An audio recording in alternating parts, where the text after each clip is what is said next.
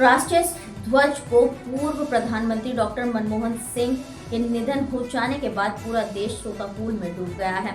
उनके निधन पर 7 दिन का राष्ट्रीय शोक घोषित किया गया और निर्देश जारी किए कि पूरे देश के सरकारी विभागों के कार्यालयों पर राष्ट्रीय ध्वज को आधा झुकाकर शोक मनाया जाएगा। इसके बावजूद भी जनपद मैनपुरी के पीडब्ल्यूडी कार्यालय पर लगे राष्ट्रीय ध्वज को आधा नहीं झुकाया गया, जिससे साफ जाहिर हो रहा है कि पीडब्ल्यूडी विभाग शोक संवेदना में शामिल नहीं है। जब मीडिया कर्मियों ने इस संबंध में अधीक्षण अभियंता वीरेंद्र कुमार चौधरी से पूछताछ की तो उन्होंने अपनी गलती स्वीकार की और आनंद फानन में ही चतुर्थित कर्मियों से आधा राष्ट्रीय ध्वज छुपवाया गया। आप हुआ है सभी जगह आप होना आपके कार्यालय में नहीं हुआ ना?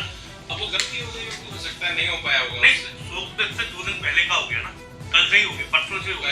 गाड़ी से तो किया जब मीडिया, लेकिन आज आपके जो चलिए ठीक है, उसको गलती हो गई, उसको ठीक करा दिया गया। जो देश में आया है, देश के पूर्व प्रधानमंत्री के निधन हुआ है, सरकार ने 7 दिन का शोक घोषित किया है, राष्ट्रीय शोक, और फ्लैग पूरा लोड चल रहा है, हाफ नहीं डाउन है। वो जो लगाया गया था वो उसमें नीचे नहीं हो पाया है, उसको भी कर दिया गया है, वो गलती हो गई है, उसको ठीक कर दिया। इसको अदरवाइज लेने की जरूरत नहीं होती। होता क्या है ना, व्यवस्था देने का काम किया है। जल थल नभ ड्रोन द्वारा भी मल्टी लेयर सिक्योरिटी ठहरने के लिए पहली बार 40 से 50 करोड़ जो श्रद्धालु आएंगे उसी के अनुसार उनके ठहरने की, उनके खाने की, उनके पीने की, उनकी सुरक्षा की, उनकी आवागमन की, ट्रेन से, वायुयान से, रोड से कनेक्टिविटी की सारी व्यवस्था चौक चौबंद करने का काम किया है। अभी बीच में अखिलेश जी का और एक बयान आया था कि समाजवादी पार्टी के कार्यकर्ताओं को सरकार की जिम्मेदारी दे दें। हम तो आमंत्रित करें अखिलेश जी आइए, सनातन के दुनिया के महापर्व में जो श्रद्धा का दुनिया का सबसे बड़ा महापर्व है, इसमें आइए, गंगा मैया की डुबकी लगाइए, अपने पाप से मुक्त होइए, पुण्य कमाइए और सुरक्षा और सारी व्यवस्थाओं को लेकर के खुद जायजा लीजिए। मैं समझता हूँ कि यदि ईमानदारी से राजनीति से हटके अखिलेश जी जाएंगे तो सरकार की व्यवस्थाओं की तारीफ करते हुए नजर आएंगे। मंत्री जी एक सवाल, एनजीटी की रिपोर्ट के अनुसार प्रयागराज का पानी इतना पॉल्यूटेड है कि उसमें जो मानव मल में बैक्टीरिया पाया है, जो वहाँ पाया गया है, अभी कांग्रेस ने आरोप लगाया है कि पानी शुद्ध नहीं है और इतना बड़ा आयोजन हो रहा है। आज की रिपोर्ट नहीं है, ना आज का पानी है, शुद्ध पानी, नहाने के नहीं पीने योग्य पानी वहाँ उपलब्ध है।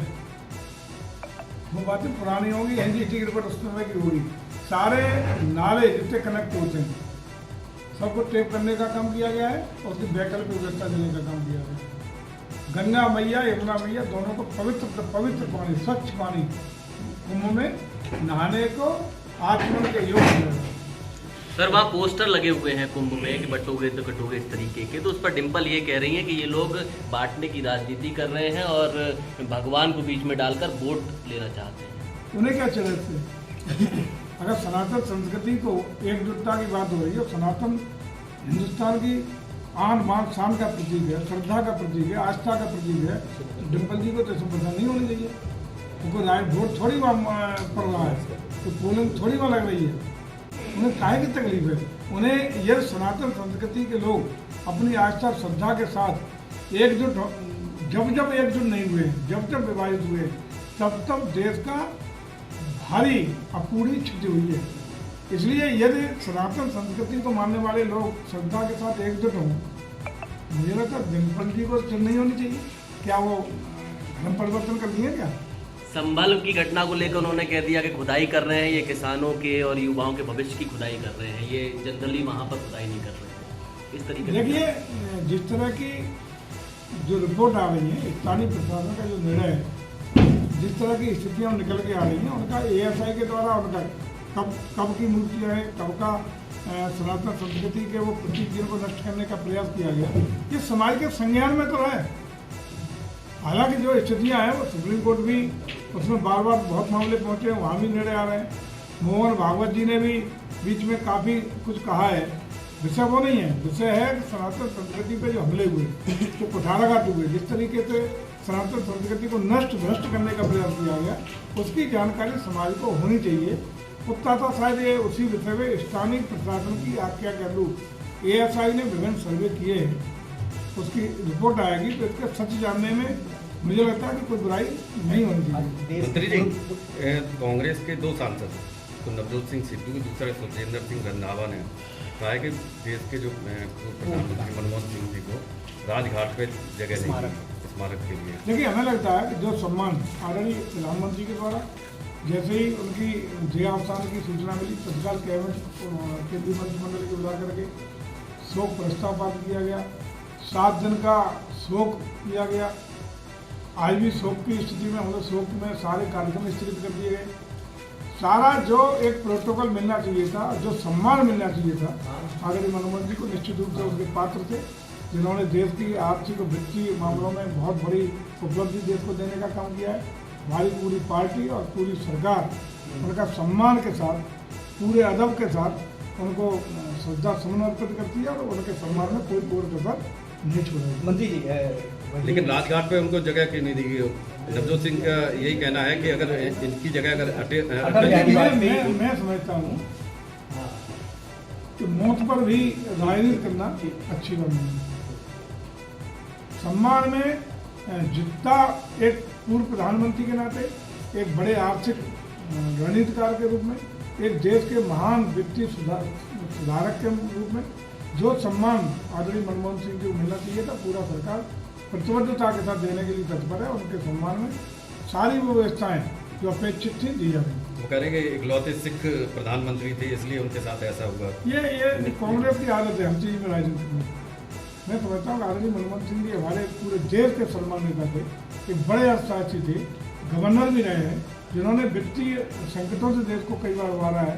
ऐसे महान व्यक्तित्व के लिए हमारी सरकार उनके सम्मान में पूरी तरह प्रतिबद्धता के साथ काम करती है। सर, एक अंतिम सवाल। मैनपुरी का राजकीय शोक है प्रदेश में, देश में, लेकिन मैनपुरी के लोक निर्माण विभाग पर तिरंगा टंगा हुआ है, झंडा टंगा हुआ है, लापरवाही दिखवा लेंगे। अगर ऐसा होगा संबंध अधिकारियों की कार्रवाई होगी।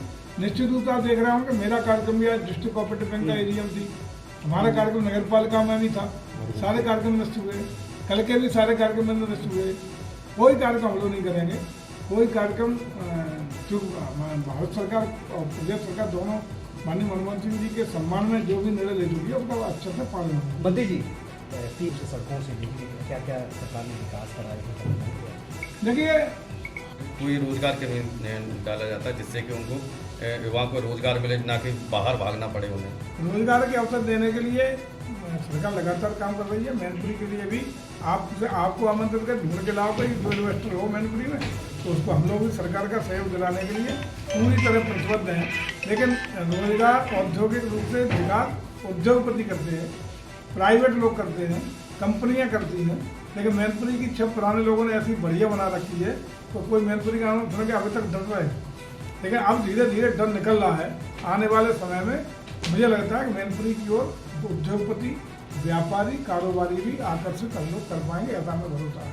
लेकिन इतना हम कह सकते हैं कि मैनपुरी के कायाकल्प के लिए, मैनपुरी के संपूर्ण विकास के लिए, नया मैनपुरी, डेवलप्ड मैनपुरी बनाने के लिए सरकार प्रतिबद्धता से काम कर रही है।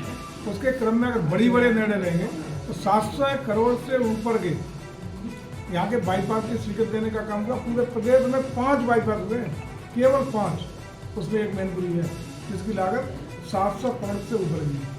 मैनपुरी के सांस्कृतिक विकास के लिए आपका 68 करोड़ रुपए का प्रोजेक्ट इस समय कंस्ट्रक्शन चल रहा है। ऑडिटोरियम का, म्यूजियम का और अन्य बड़ा कॉम्प्लेक्स है, प्रेक्षागृह भी है, सारी चीज़ों का वो चल रहा है। पूरा चौराहा आज ये इंगित करता है, हर चौराहा जब कहीं जाएंगे पूरे शहर में जब आप होंगे तो आपको महानगर की भूमिका का एहसास मैनपुरी वासियों को गर्व की अनुभूति कराने का काम करता है।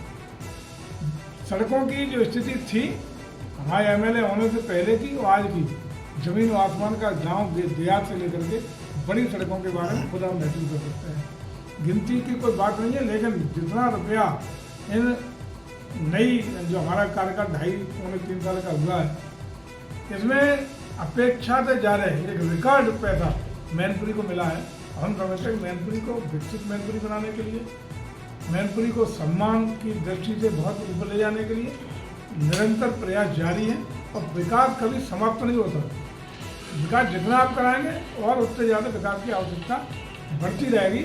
और मैं समझता हूँ विकास की आवश्यकता और बढ़े, लोगों की अपेक्षाएं और बढ़े और नई नई योजनाओं को मूर्त रूप देने में सरकार जितना संभव है वो काम करे, यही हम लोगों का प्रयास है।